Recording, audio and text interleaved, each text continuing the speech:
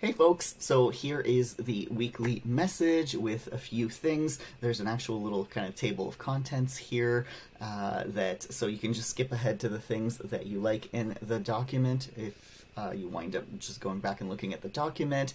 So just a couple, I'm going to start with some common questions and misunderstandings about last week's material. I'm going to try to do that every week based on the Zoom discussions that we had the week before. So one thing that came up over and over again last week in both of my intro classes was the topic of female genital cutting that is at the end of chapter 2. Personally, I think that it's a bit early in the semester to jump into the deep end, and it was in the chapter, so I just kind of really didn't say anything about it. But normally I tend to wait and start with easier examples because cultural relativism is a complex topic, and I find that students have a hard time understanding it if they're starting with something that's deeply emotional.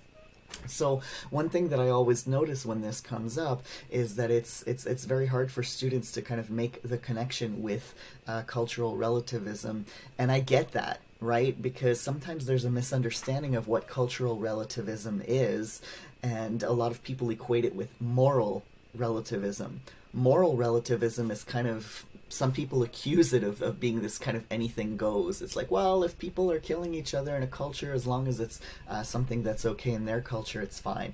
That's not what cultural relativism means. Cultural relativism is about understanding why people do the things that they do. And it doesn't mean that you have to like it or agree with it. It's kind of understanding the roots of it and why it makes sense to some of the people that are involved. And so it's if you're jumping right in there and learning about female genital cutting, it's hard. Like, people have a gut reaction, and that's perfectly normal of being kind of abhorred by this practice. And then those when you have like strong emotions like that, it can block new information from coming in. So I would invite you to, when that happens, and if you kind of blocked for that section, take a deep breath and then go back and read to the end and read the anthropological perspective about it, at what some anthropologists have been working, and to see that they're not saying that this is necessarily a good thing or that it's humane, and nobody's saying that you have to kind of ignore human rights violations, but it's about going, okay, first of all, when we say culture is shared, which comes up earlier in the chapter and in my slides from last week, it doesn't mean everybody in a culture thinks the same way about everything. And it's very clear that in cultures where female genital cutting is practiced, not everybody agrees with it. And there are people within those cultures fighting for change, and they have been for a very long time. So, but they know how to do it in a way that makes sense to your culture. Kind of like if somebody tells your family, oh, you're doing this thing and it's a problem, well, people within the family can reach their own family members better sometimes than people from outside of it, because you get how they think and you can talk to them and in a way that will help them change their mind. Not always, but generally speaking. So it's really up to people in their own culture to kind of figure out how to change things in a way that makes sense and will still fit in with that culture's values. And also, I really hope that you don't leave this thinking that these cultures are somehow inferior. I had somebody ask me, like, doesn't that mean that they're primitive? Well, no. And there's a whole bunch of problems with the word primitive that, anthropologists don't use that word anymore, because nobody's primitive. If people exist today, if a society exists today, it's adapted to local circumstances. That doesn't mean that everything everybody does is good. If we look at our cultural context here in the West, there are a lot of problematic things. There are a lot of people who die who don't need to die. And, even the textbook makes that analogy of all this marketing to take all kinds of pills or starve yourself so that you can stay thin and whatever. That's very harmful and actually leads to illness and sometimes death. So it's about looking in this broader perspective, okay? So just, try to take that into consideration. Just here, I want to reiterate, I've said it informally here and there, so in terms of assignments and late penalties, I wasn't picky the first couple of weeks. I know it takes people a while to get used to a new system. I know every class is different, and online it makes everything more difficult. So I wasn't applying a late penalty in the first 2 weeks, but I will start as of week 3. So how it works is that I accept late work up to 7 days after the date that something is due. and with a 2% late penalty. So if a weekly quiz is due on the Thursday, well, then you can hand it in late up to the following Thursday, and then for each day that it's late, I'll take off 2%. That actually winds up being very tiny, okay? So it's not a big deal. Instead of arguing with me about it, just take the hit. It's not going to change that much in your final mark, provided you don't do this every week. And most of your teachers maybe don't talk about this, but I like to talk about it openly and explain why I do this. It's to help teach accountability. And so you need to understand that in any workplace, if you have things to give to your colleagues or managers, they're building their own work schedule. They plan their schedule based on when things are supposed to come in. Okay, so we can apply this here with your teachers. They set up their semester with due dates, and then on our calendars, we plan our time. Like, okay, so I have this essay coming in. I'm going to get like 60 essays or however many essays on, say, February 15th or whatever date it is. And then we plan for when we're going to mark that stuff.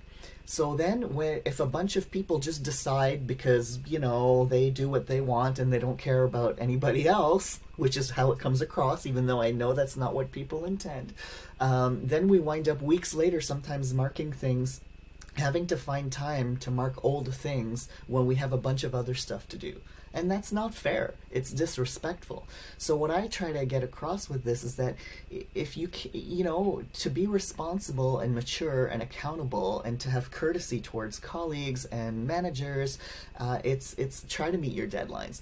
And if you can't, that happens to everybody. Right? Life happens. It's hard to keep track of everything.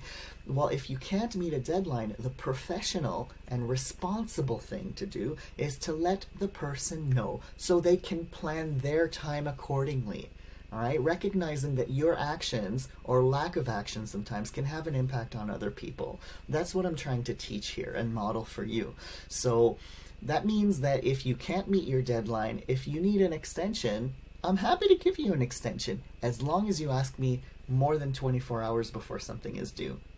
All right? And I'm pretty open about, you know, people ask me for extensions. I'm like, yeah, you don't need to come up with some bullshit excuse. Just say, life happened. I can't meet the deadline. Can I have an extra 2 days or an extra week, depending on the circumstance? Obviously, if you're on your way somewhere and you have an accident, this is, you know, it's case by case. But generally, I'm happy to give you an extension if you ask me more than 24 hours before it's due. Okay, so that's my way of kind of, because I feel as teachers we have to also teach you how to be professional, and I take that very seriously. And the same for you. If I get behind and I can't post an assignment with enough time for you to have a couple of weeks to do it, then I will give you extra time to do that assignment. I live by my own things that I put on students.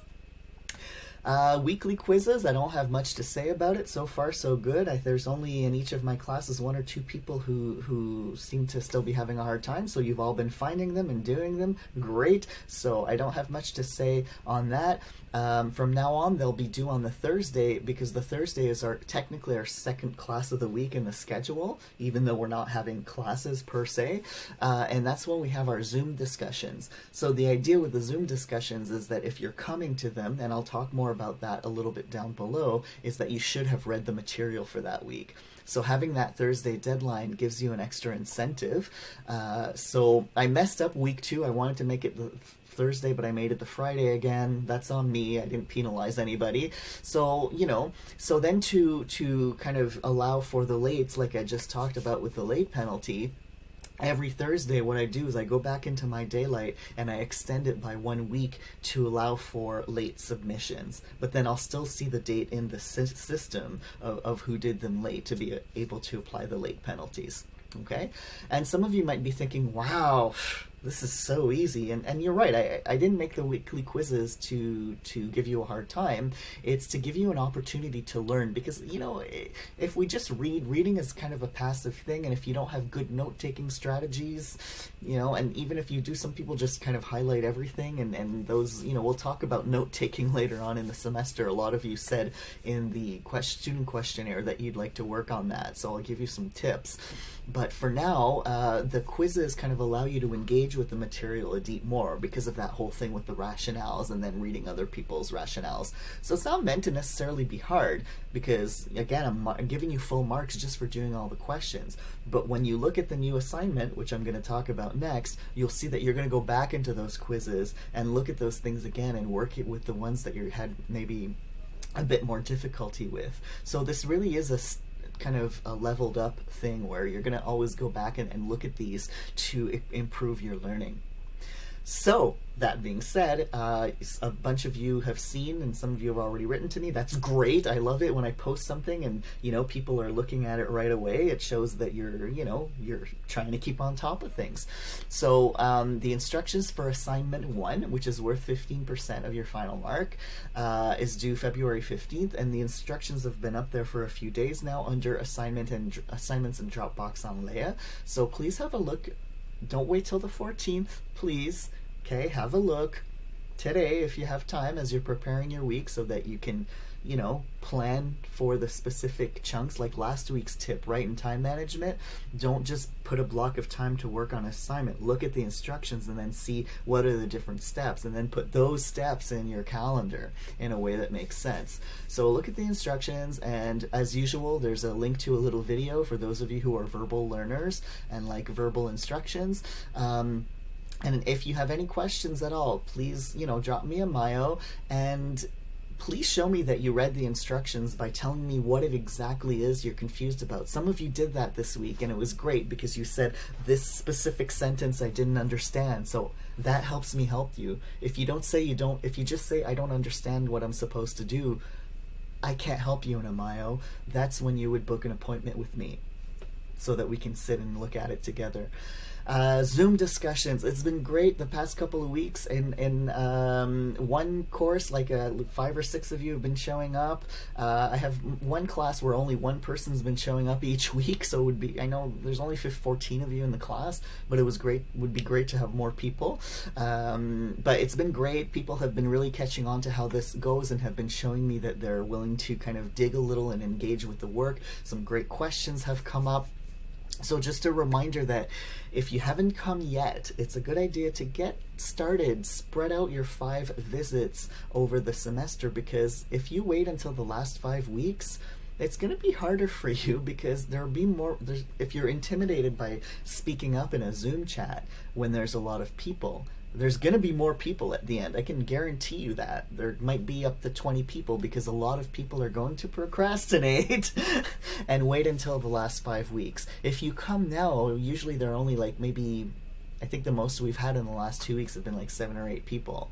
Okay, so, and if you're still kind of confused, what happens here, if you want to just come one time before your 5 as an observer, just to see how it goes, that's fine, all right? You can have a look, again, if you haven't yet, read the document about the Zoom discussions in distributed documents under the basics, and it's not as scary as it sounds. Nobody there judges you for what you have to say. It's a nice open discussion where we dig into the material, and it's bounced off into some interesting discussions about the pandemic and other things, right? Injustice. So all you have to do is have read that week's chapter and come in ready to show that you read it with, a detailed question or a detailed comment. You can write in the chat if you don't like to talk out loud. That is perfectly acceptable. And those of you who have come and have seen, oh wow, it's not that hard, nobody laughed at me, nobody judged me, nobody yelled at me, and we wound up having a back and forth exchange, if you want to testify to that to help your peers, please feel free to respond to this Mayo. You can reply to all, and just, if you're not shy, no pressure, but if you feel like it, just a quick word to go, you know what, I went and it wasn't scary, and you only need to come 5 times for marks, okay? As an active participant, if you just show up and not say anything, you're not getting marks, but it's okay to just be there as an observer. Tip of the week this week is on procrastination and focus. There's no document this week. It's just a video. It's about 20 minutes, but I try to give you some, tips about kind of getting over that. It's not easy, but anyway, I hope it's helpful for some of you because a lot of people put that. It's related to last week's topic on time management, and I know a lot of people deal with that, and you're not alone. And it's not just students, trust me. I just want to remind people I'm still kind of open to the idea. I know people need time to think about it, but after you look at the procrastination video, you might kind of see, oh, maybe this could be useful. I can set up study pods. I can use Microsoft Teams to create teams of small groups of students who want to be accountability buddies for getting their weekly stuff done in this or other classes. Just write to me directly if that's something of interest. If I have at least 3 or 4 students interested, I'll do it. Okay. This week I don't have my usual office hours at 2:30 on Mondays and Thursdays because of other obligations, but people haven't been coming to them. It's like in real life pre-pandemic, students never come to office hours even though it's drop-in, but you can book an appointment with me. I have availabilities between Monday and Wednesday, so you just click here and find a time that works for you. If you really need to see me and those times don't work, just drop me a line. And this week's learning activities have been up since Wednesday or Thursday. I don't remember now, but I always really work hard to get them up there at least a week before they're due. So you're going to see I split things up. So for week 3, you'll see 2 different PowerPoints and 2 different videos that go with them. And there's material from 2 chapters, but you don't have to read 2 full chapters. In the PowerPoint, it's indicated which pages in the chapter go with it. So you have to open up the PowerPoint to see which pages that you need to read. So this week's Song of the Week is something a student shared with me a few years ago on this topic about, this week's you're going to be learning a little bit about primates in that discussion of evolution. So enjoy. It's a few years old, but maybe some of you remember it from when you were in high school. So I'll see some of you this week.